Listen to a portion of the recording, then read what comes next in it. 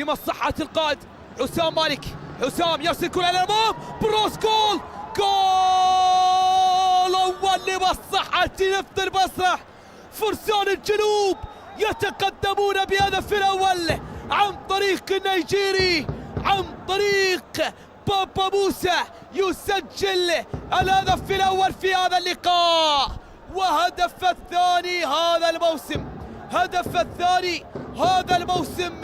بابا موسى بكرة وارتقاء جاءت من القائد حسام مالك يرسلها، وبالتالي يودعها بابا موسى قلب الدفاع القادمون من الخلف، ويدخل بمهمة التعديل في هذه الأثناء. محاولة عرضية خطيرة، جول،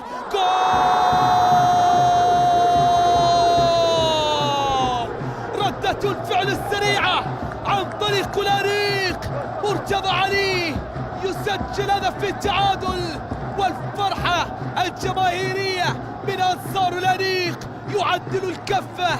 لم يمهلهم سوى دقيقة ونصف حتى سجل التعادل. يقتنص التعديل، يقتنص هدف العودة مرة أخرى إلى المنافسة. نعم، في هذه الأثناء مرتضى علي، مرتضى محاول عن طريق حمزة عدنان على اليسار، خطيرة تصويبة أرضية، جول، جول، جول.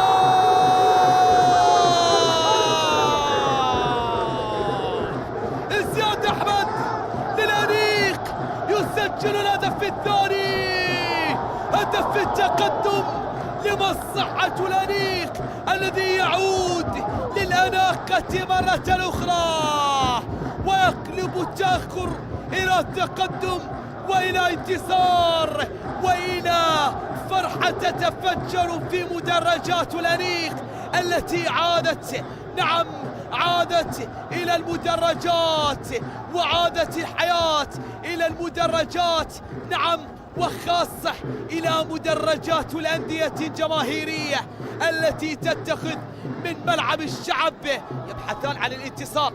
نعم، هنالك القادم من هزيمة، تمريرة خطيرة، ستيفن جول، ستيفن جول، جول،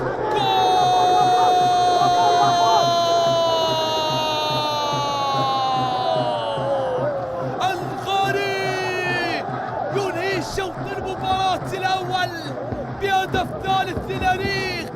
الأنيق يضرب بالهدف الثالث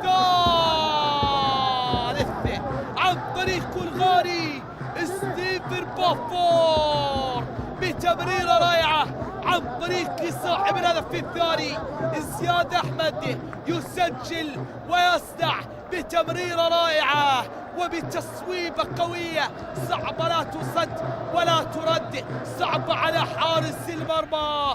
في هذا الموسم يتقدم أحمد،